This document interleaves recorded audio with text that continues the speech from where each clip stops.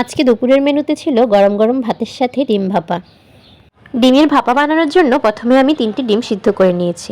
এবার ডিমগুলোকে মাঝখান থেকে একটুখানি কেটে নেব, যেন ডিমের ভিতরের মশলাগুলো ভালোভাবে ঢুকে। এরপর লবণ হলুদ দিয়ে ডিমগুলোকে একটু লালচে করে ভেজে তুলে নিব।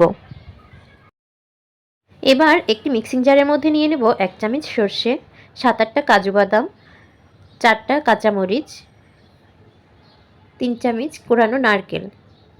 পরিমাণ মতো জল দিয়ে এগুলোকে একটি পেস্ট করে নেব। এবার একটি টিফিন বক্সের মধ্যে পেস্ট করে রাখা সবগুলো উপকরণ দিয়ে দিব, আর দিয়ে দিব পরিমাণ মতো জল। দিয়ে দিচ্ছি পরিমাণ মতো লবণ, হলুদের গুঁড়ো, মরিচের গুঁড়ো, অল্প একটু চিনি আর কিছুটা সরিষার তেল।